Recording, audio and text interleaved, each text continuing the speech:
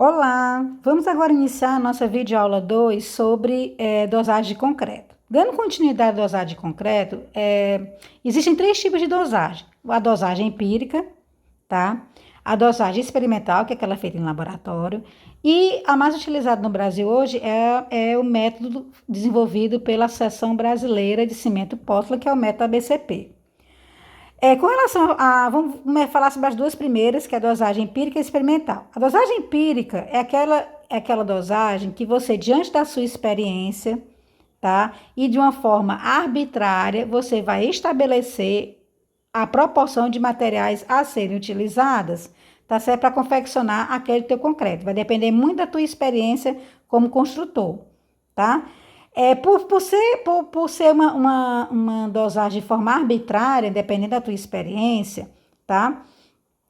Ela é utilizada para obras de pequeno porte, tá certo? E ela vai seguir a norma 12655, tá certo? Que é de produção de concreto, tá? Em que, geralmente, ela estabelece que o consumo mínimo de cimento para cada metro cúbico de concreto a ser produzido é em torno de 300 quilos, tá?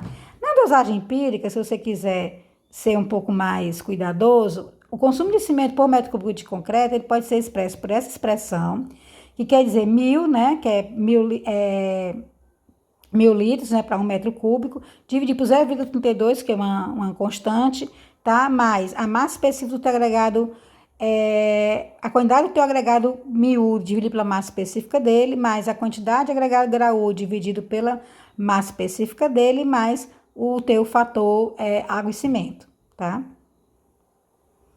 Aí, geralmente, quais são os percentuais que você deve utilizar de agregados, tá certo? Para fazer a dosagem do teu concreto, segundo a dosagem empírica, levando em função a forma e a granulometria do teu agregado. Se o teu agregado graúdo for do tipo seixo rolado, aquele liso arredondado, e se você utilizar uma areia fina, o percentual de areia em massa do teu agregado total vai ter que ser 30%, se for areia média, 35%, se for areia grossa, 40%. Se você estiver utilizando a brita, aí você vai utilizar 40% de areia da quantidade do teu agregado total, 45% de areia se for areia média grossa, e se for areia grossa, 50%, tá? Ainda na dosagem empírica, a quantidade de água vai também depender do tipo de agregado graúdo e compactação que você for fazer, tá? Se você utilizar seixo rolado e uma compactação manual, 8% de água. Se for utilizar seixo rolado e um adensamento, uma compactação mecânica, 7%, através do vibrador. Se for a brita e o adensamento manual, 9% de água. E se for o adensamento brita e adensamento vibratório, mecânico, 8% de água, tá? Se a dimensão máxima da tua brita for 19 milímetros, segundo o ensaio de granulometria, lembrando o que é a dimensão máxima? É aquela, quando você faz o ensaio de granulometria, é aquela dimensão da peneira que ela vai ter o percentual acumulado de material retido inferior a 5%. Se a dimensão máxima for 19 milímetros, você vai diminuir 0,5% da quantidade de água. Se a dimensão máxima for acima de 38 milímetros, adicionar 0,5% na quantidade de água. Na dosagem empírica, se você não souber a massa específica dos materiais, de cada material, você pode utilizar o valor médio das massas específicas dos agregados, tá certo? E o X é o fator água versus a quantidade de materiais cita. Então, eu vou utilizar essa expressão que tá aqui. Mas o mais comum, né, na dosagem empírica, é você utilizar essa expressão, tá? Sabendo a massa específica de cada tipo de agregado, miúdo e do agregado graúdo. Então, vamos lá. Continuando aqui o nosso dosagem, tá? A dosagem experimental é aquela dosagem que ela é feita em laboratório, tá certo? E você vai definir traços e adições que são definidas no laboratório e geralmente é aplicada para concretos que sejam com a resistência acima de 15 MPa, que é o C15, tá certo? Considera também que tem que ser aplicado o princípio que o concreto deve ser lançado e adensado de forma adequada, segundo aqueles cuidados que nós só falamos na videoaula sobre produção de concreto, tá? Você precisa saber qual é a resistência mecânica de projeto a ser alcançada, tá? Resistência à compressão, que é a tua FCK. Tem que saber o espaçamento entre as barras, a quantidade de armadura, tá certo? E a consistência de acordo com os elementos estruturais, tá?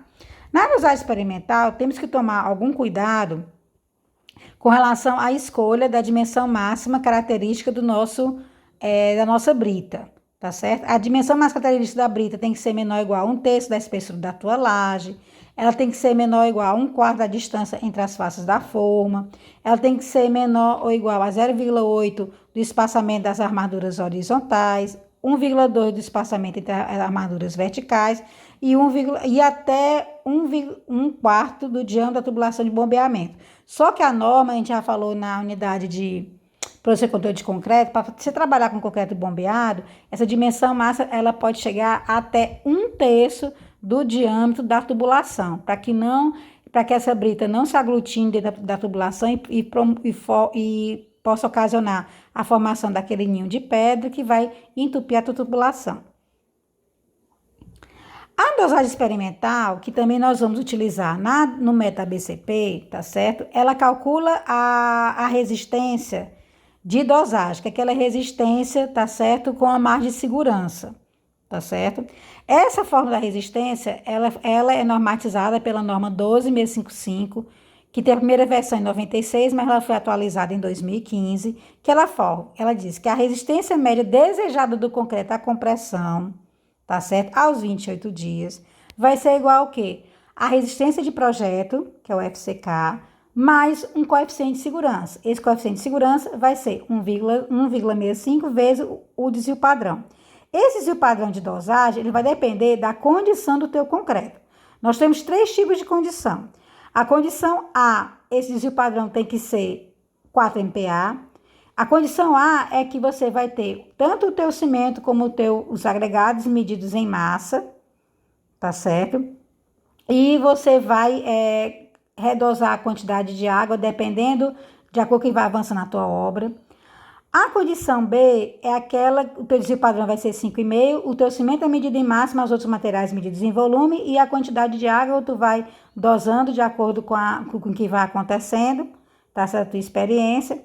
E a condição C, também cimento, tá certo? Em massa e os outros materiais em volume, o desvio padrão vai ser 7 MPa, e a quantidade de água, ela geralmente é da tua experiência e é uma média a ser determinada, tá?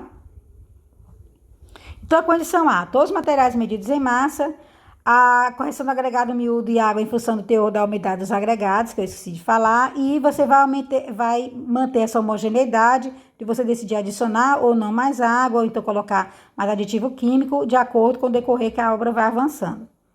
Na condição B, o cimento é medido em massa, os outros materiais em volume, você vai corrigir a água e o agregado miúdo em função da umidade dos agregados, também leva em consideração o inchamento da areia, o volume do agregado miúdo corrigir pela curva de inchamento, como eu falei, e a manutenção da homogeneidade, colocar ou não mais água, dependendo da evolução do decorrer da tua obra.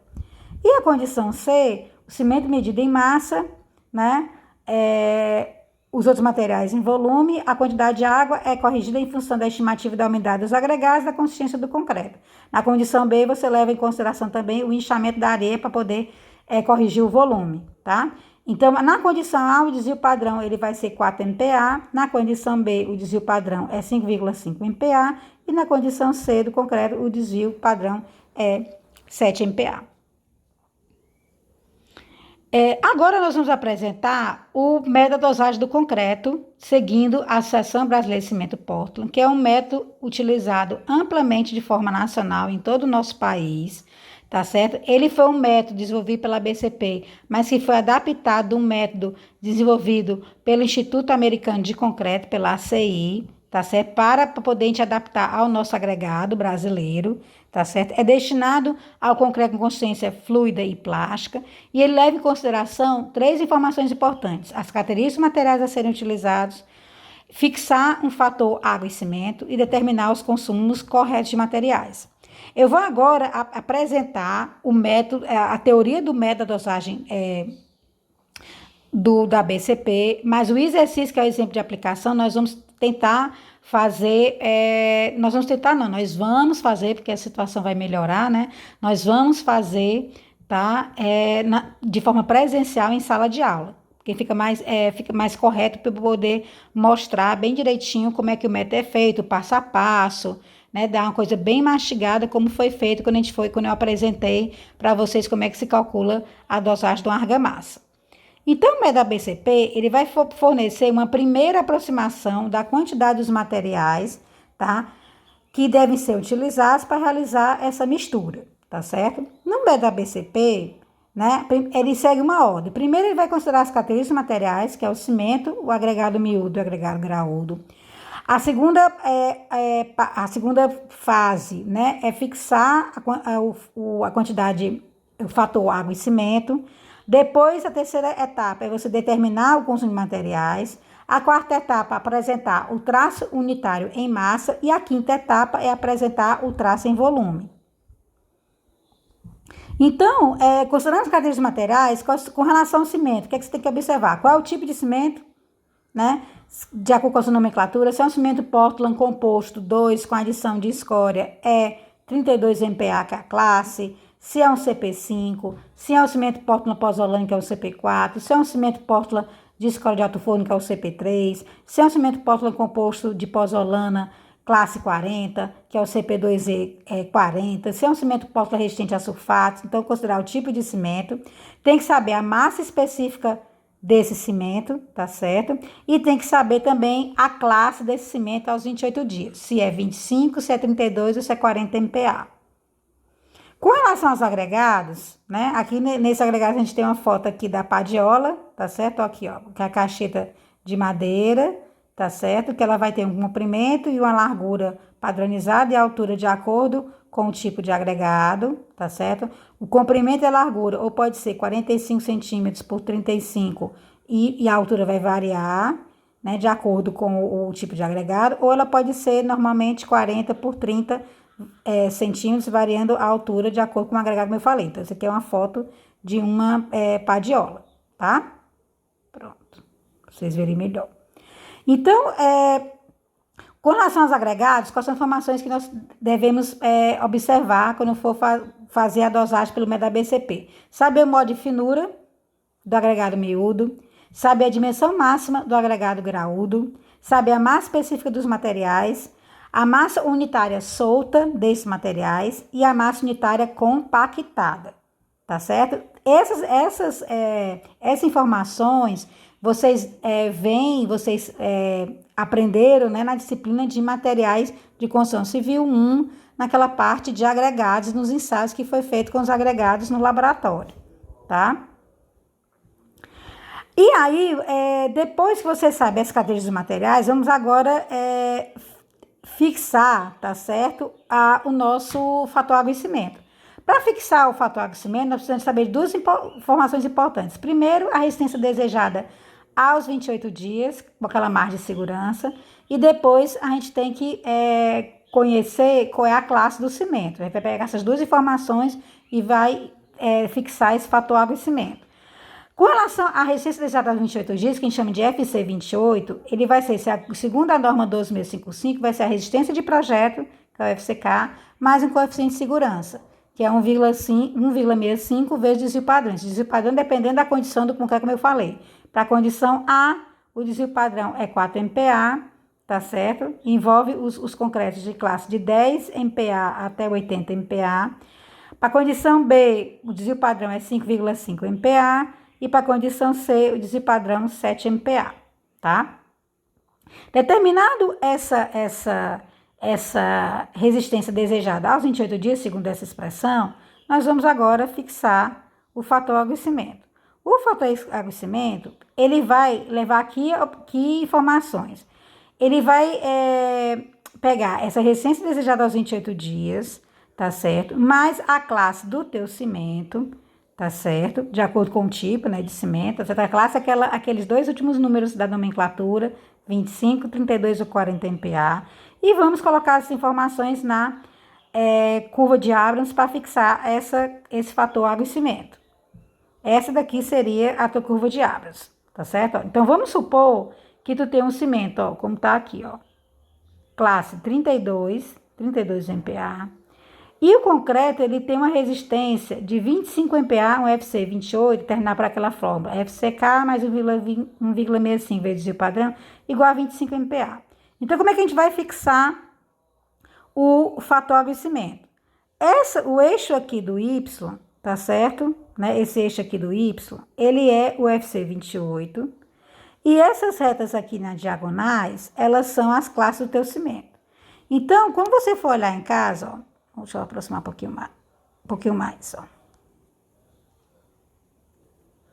Tá? Não dá para ver muito bem eu aproximando aqui no vídeo.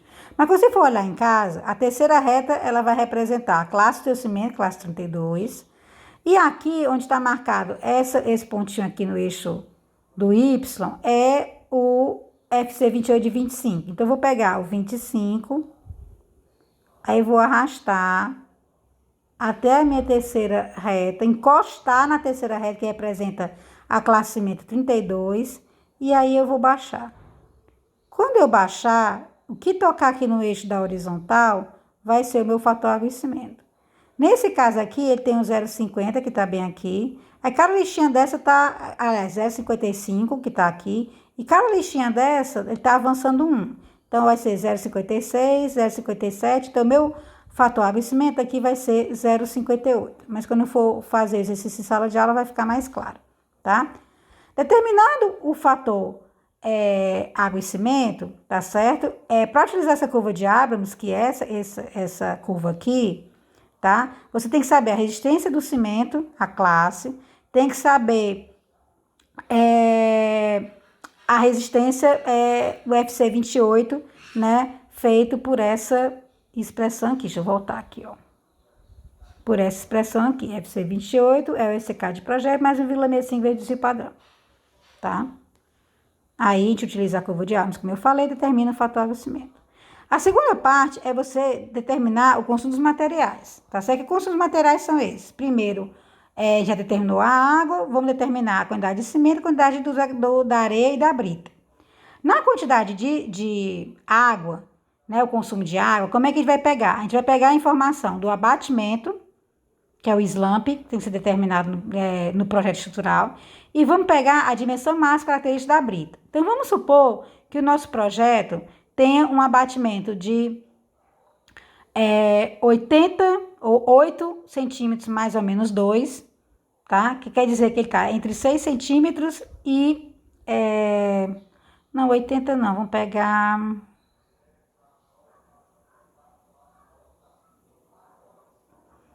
Aliás, 6 mais ou menos... Não, 6 mais ou menos 2. Vamos pegar 10 mais ou menos 2. Ou no, aliás, desculpa, estou falando errado, desculpa.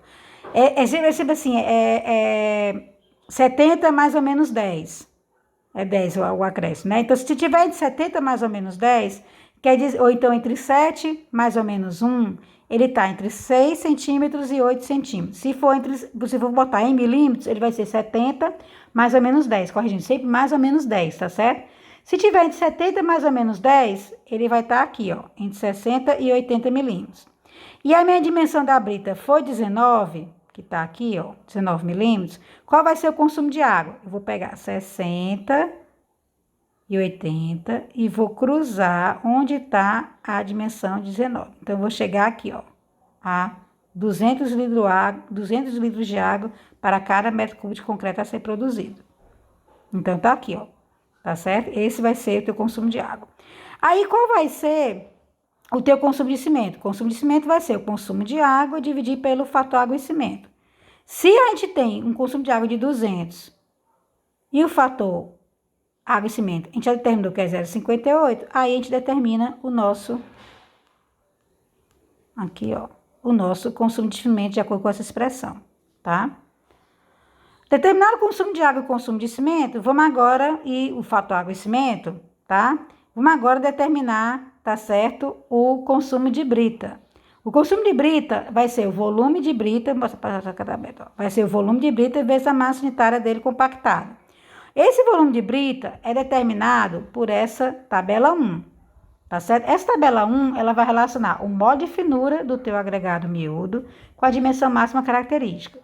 Aí vamos supor que a minha dimensão máxima característica continua sendo 19 e o meu modo de finura 2,4. Então, se eu pegar 2,4 com 19, o meu volume de brita vai ser 0,710.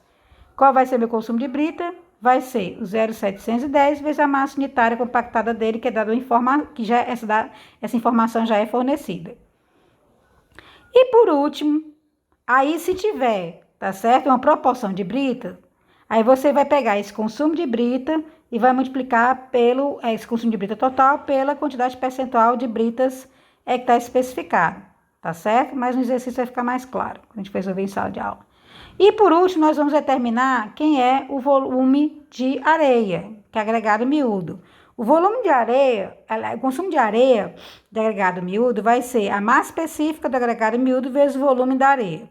Quem vai ser o volume da areia, né? Quem vai ser esse volume da areia aqui? Vai ser 1 menos consumo de cimento sobre a massa específica do cimento, dado como informação. Consumo de brita, que a gente já encontrou, dividir pela massa específica da brita, e o consumo de água, que a gente também já encontrou, dividir pela massa específica da água. Lembrando que a massa específica da água é 1.000 quilos por metro cúbico, tá certo? Já é adotado padrão, tá? Feito determinar esse consumo desses materiais, do de água, do de brita, né? Do de areia, do de cimento e determinado fator água e cimento, a gente vai apresentar o nosso traço unitário. Nosso traço unitário vai ser sempre em que ordem? Cimento, agregado miúdo, agregado graúdo e fator água e cimento. Quem vai ser a quantidade de cimento? É o consumo de cimento sobre o consumo de cimento. Quantidade de areia, consumo de areia, dividir pela quantidade de cimento. Brita, consumo de brita, dividir pelo consumo de cimento. E água, consumo de água e sobre o consumo de cimento. Tá? Esse é o nosso traço unitário em massa. Talvez a gente seja necessário você fazer algum tipo de correção, caso o teu abatimento não deixe o desejado. Então, o teu consumo de água a ser corrigido, né, a ser requerido, vai ser teu consumo de água inicial, vezes o abatimento requerido, dividir pelo abatimento inicial que você fez em obra, elevado a 0,1. Aí vai dar aí 100 litros por metro cúbico, tá? Tá certo? Tá ok? E aí, em sala de aula, nós vamos trabalhar esse exemplo de aplicação do método da dosagem do ABCP, ok? Mas assim, vou dar preferência a trabalhar em sala de aula. Aqui são os dados que nós vamos utilizar para fazer esse exemplo em sala de aula, tá? Que didaticamente é melhor apresentar no quadro.